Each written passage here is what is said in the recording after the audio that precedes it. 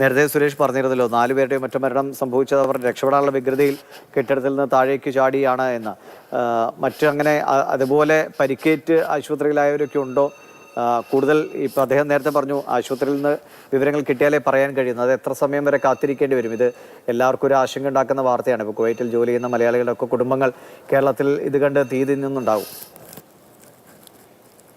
ദിവിഷ്, അത് തന്നെയാണ്. കാരണം ഇപ്പൊ നമുക്ക് ലഭിക്കുന്ന വിവരം അനുസരിച്ച് കൊല്ലത്ത് നിന്നുള്ള ആള്, പത്തനംതിട്ടയിൽ നിന്നുള്ള ആള്, അതോടൊപ്പം തന്നെ കോട്ടയം, മലപ്പുറം ജില്ല, കോഴിക്കോട് ജില്ല, കണ്ണൂർ, കാസർഗോഡ് ജില്ലകളിൽ നിന്നൊക്കെയുള്ള ആളുകൾ ഇവിടെ ഉണ്ട്. അപ്പോൾ സ്വാഭാവികമായും ഇങ്ങനെ ഒരു വാർത്ത കേൾക്കുന്ന സമയത്ത് അവിടെയൊക്കെയുള്ള എല്ലാ ആളുകൾക്കും വലിയ ആശങ്കയുണ്ടാകും. ഏറ്റവും പ്രധാനം ഈ പത്തനംതിട്ട തിരുവല്ല സ്വദേശിയാണ് ഈ ഉടമ.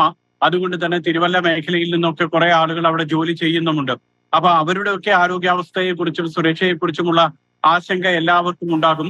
ഈ പറയുന്നത് പോലെ തന്നെ പേരുകൾ ലഭ്യമായിട്ടുണ്ടെങ്കിൽ പോലും ആ പേരുകൾ നമ്മൾ പങ്കുവെക്കാത്തത് അതുകൊണ്ടാണ്. അവരുടെ വീട്ടുപേരും ഈ പറയുന്നത് പോലെ 6 പേരുടെ വിവരങ്ങൾ ലഭിച്ചതുപോലെ അവരുടെ വയസ്സ്, എത്ര കാലമായി അവിടെ ജോലി ചെയ്യുന്നു, ഏത് ജില്ല, അങ്ങനെയുള്ള വിവരങ്ങളൊക്കെ അറിയുമ്പോൾ മാത്രമാണ് നമ്മൾ അത് പങ്കുവെക്കാവുന്നത്. മറ്റതെല്ലാം നേരത്തെ പറഞ്ഞതുപോലെ തന്നെ നോർക്കയിലെ ആളുകളൊക്കെ അറിയിക്കുന്നത് പോലെ തന്നെ അൺനോൺ എന്ന് പറഞ്ഞാണ് നമ്മൾ സൂക്ഷിക്കുന്നത്. കാരണം ആളുകളിൽ ആശങ്ക ഉണ്ടാകാതിരിക്കാൻ വേണ്ടി. രണ്ടാമത്തെ കാര്യം, കെട്ടിടത്തിൽ നിന്നും ചാടി മരിച്ചത് 4 പേരാണെങ്കിൽ പോലും പരിക്കേറ്റവരിൽ അതിലധികമുണ്ട്. കാരണം ഈ കെട്ടിടത്തിന് ആകെ പിന്നീട് താഴത്തേക്ക് വരാനുള്ള ലിഫ്റ്റും അതോടൊപ്പം സ്റ്റെപ്പും ഇല്ലാതായാൽ പിന്നീട് ആകെ രക്ഷപ്പെടാൻ ഉള്ള മാർഗം എന്ന് പറയുന്നത് കാണുന്ന ഈ പുറത്തേക്ക് കാണുന്ന ബാൽക്കണികൾ മാത്രമുള്ളൂ. ആ ബാൽക്കണി ആദ്യത്തെ നിലയിൽ നിന്ന് ചാടിയാൽ ഒരുപക്ഷെ ചെറിയ പരിക്കുകളോടെ തുടരാമോ? മറ്റൊരാൾ കൂടി നോർക്കയുടെ വിവരങ്ങൾ തരാനുള്ള ആളാണ് ജെ സതീഷ്. അദ്ദേഹം ടെലിഫോൺ ലൈനിലുണ്ട്. ശ്രീ സജീവ്, അങ്ങേക്ക് ലഭ്യമായ കാര്യങ്ങളൊക്കെ ഒന്ന് പങ്കുവയ്ക്കാമോ? എന്താണ് അവസ്ഥ? എത്ര പേരുടെ മരണവിവരം സ്ഥിരീകരിക്കപ്പെട്ടിട്ടുണ്ട്? വീടുകളിൽ കാര്യങ്ങൾ അറിയിച്ചോ?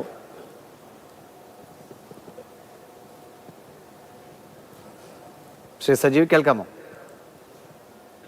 ഒന്നുകൂടെ റിപ്പീറ്റ് ചെയ്യാമോ? കേട്ടില്ല. അങ്ങേക്ക് അറിയാവുന്ന കാര്യങ്ങളൊന്ന് പങ്കുവയ്ക്കാമോ? അപകടവുമായി ബന്ധപ്പെട്ട് എത്ര മലയാളികളുടെ പേരുവിവരങ്ങളാണ് സ്ഥിരീകരിക്കപ്പെടുന്നത്? ഇന്ന് രാവിലെ 3 മണിക്ക് ശേഷമാണ് ഈ അപകടം ഉണ്ടാകുന്നത്. അതിനുശേഷം കൃത്യമായൊരു ഇടപെടൽ ഇവിടുത്തെ ഗവൺമെന്റിന്റെ ഭാഗത്തുനിന്ന് ഉൾപ്പെടെ ഉണ്ടായതിന്റെ ഭാഗമായിട്ടാണെങ്കിൽ അവിടുന്ന് പരമാവധി ആളുകളെ രക്ഷപ്പെടുത്താൻ കഴിഞ്ഞിട്ടുണ്ട്. വളരെ ദൗർഭാഗ്യം എന്ന് പറയട്ടെ, ഇപ്പം പുറത്തു വരുന്ന കണക്കനുസരിച്ചിട്ട് നല്ലൊരു രീതിയിലുള്ള ഒരു മരണം സംഭവിച്ചിട്ടുണ്ട്. പ്രത്യേകിച്ച് നമ്മുടെ ഇന്ത്യൻ സമൂഹത്തിനാകെ വലിയ വിഷമത്തിലേക്ക് എത്തുന്ന തരത്തിലേക്കാണ് വാർത്തകൾ വന്നിട്ടുള്ളത്.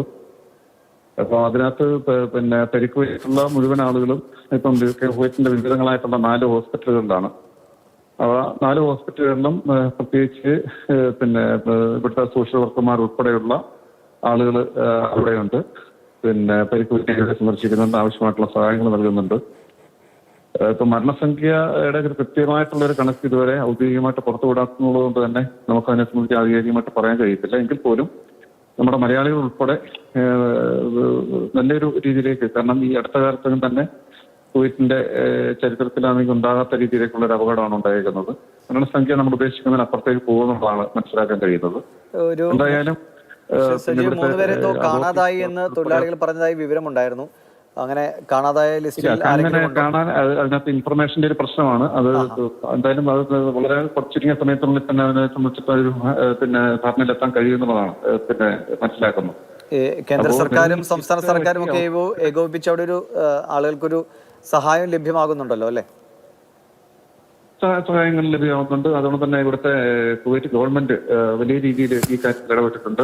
ഗവൺമെന്റിന്റെ ഭാഗത്തു നിന്നുള്ള അതോറിറ്റീസ് മുഴുവൻ ഹോസ്പിറ്റലുകൾ സന്ദർശിക്കുന്നുണ്ട്. പരിക്ക് പറ്റിയവർക്ക് ആവശ്യമായിട്ടുള്ള ചികിത്സ കിട്ടുന്നതിന് ആവശ്യമായിട്ടുള്ള സഹായങ്ങൾ അവർ ചെയ്യുന്നുണ്ട്. അപ്പൊ ആ തരത്തിലേക്ക് ഗവൺമെന്റിന്റെ ഭാഗത്തുനിന്ന് വലിയ ഇതാണ് ഉണ്ടാവുന്നത്.